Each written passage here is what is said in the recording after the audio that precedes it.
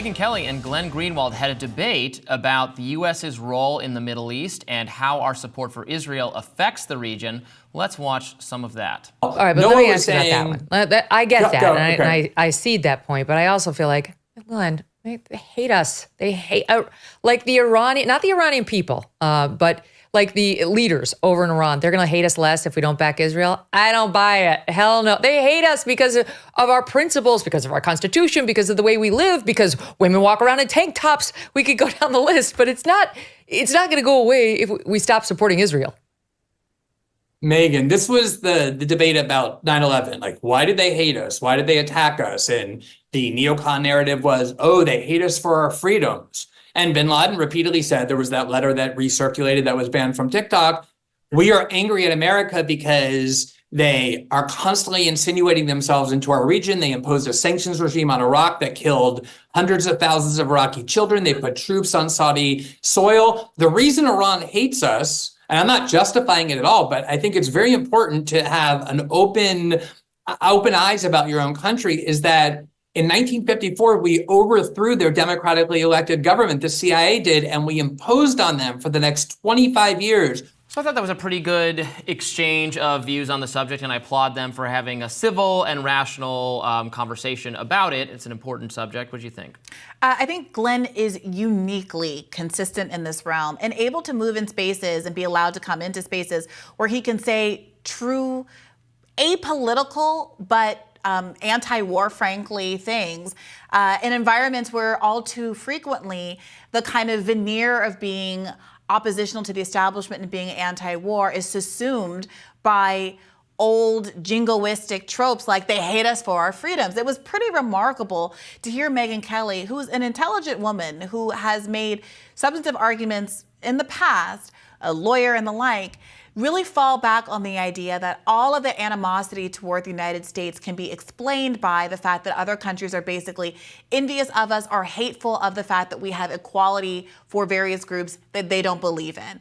And it was really, frankly, masterful to see Glenn push back against that, not in a judgmental way, but basically saying, Megyn, don't you remember that just recently there was a huge scandal on TikTok because the kids were rediscovering the post 9/11 Osama bin Laden letter, where he articulated clearly, and you don't have to take anybody at face value, but he articulated reasons as to why he was frustrated with the United States of America. And ironically, chief among them was the treatment of the Palestinian people and their denial of statehood.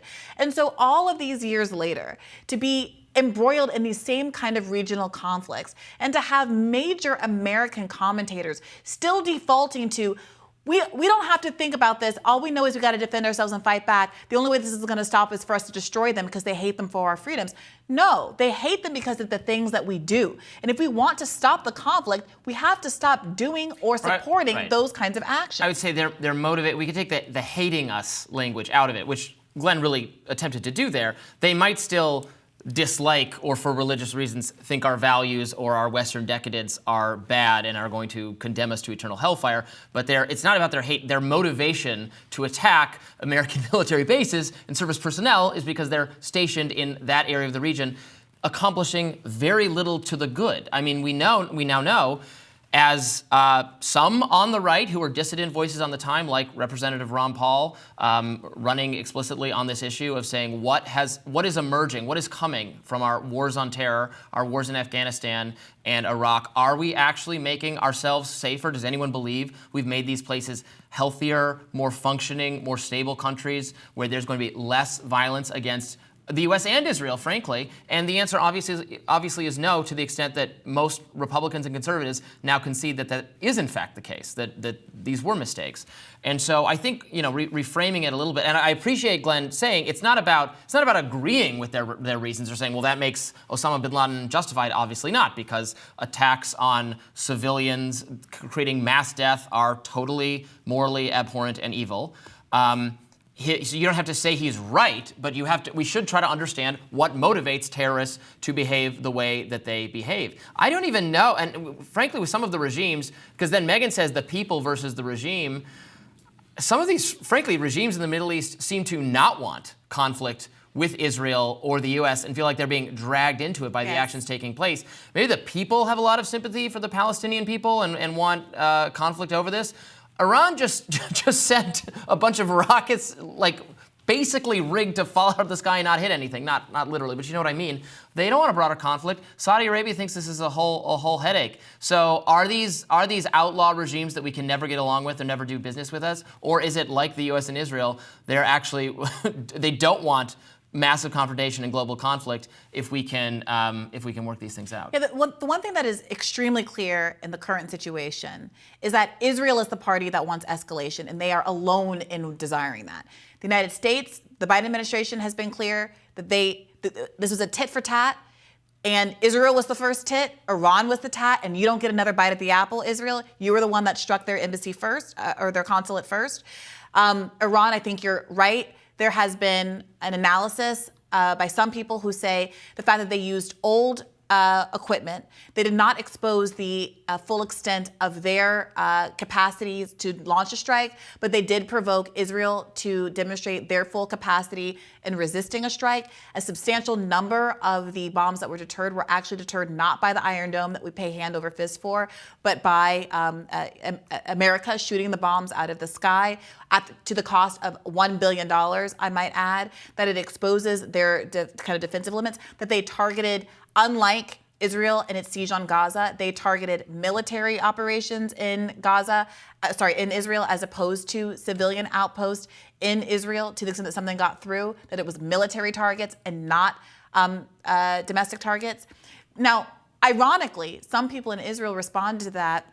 There was like all the social media campaigns showing all the buildings standing and Israel looking happy and lovely, saying, this is all you got, like, look at how much worse we did to Gaza. But that's an indictment of the strategic approach that Israel has taken to Gaza, as opposed to that which Iran has taken in their response. So in the middle of all of this, for Megyn Kelly to still be making an argument about kind of the moral superiority of the war as it's being engaged by our allies, by the West, by Israel, when Iran has just demonstrated enormous restraint in all that it has just done in its retaliatory strike, is just so colossally missing the point. And it makes you really understand how we end up in all these multiple decades-long wars that the American public eventually tires of, but is largely supportive of in the first instance, because this kind of rhetoric predominates. Yeah, I mean, supportive. I mean, it depends. I don't think anybody in the U.S. is clamoring for a broader war with Iran, or even ground troops being sent to the region, or any of that. I think the American people are often very wise when it comes to foreign policy, especially compared to our leadership in both parties.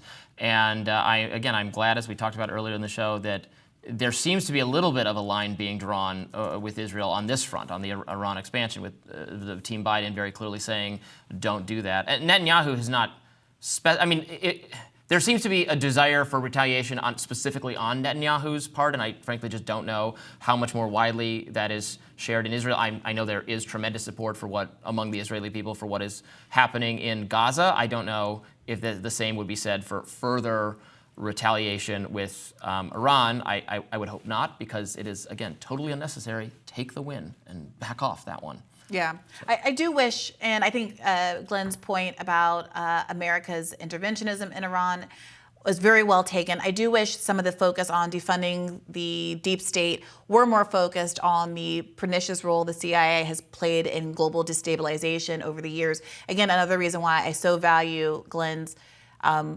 presence in this media space. Whatever you think about him, he's one of the most knowledgeable and historically rooted people, and he's not going to allow. You could see a little smile kind of creep up across his face when Megyn Kelly was talking, because he's never going to let a moment like that pass, and he's able to do so and engage with people who are so ideologically opposed without making them feel small or kind of personally attacked. And I think it fostered a really good and important conversation. So kudos to the two of them for having a meeting of the minds there on that subject. Do stick around. We have more Rising for you coming up next.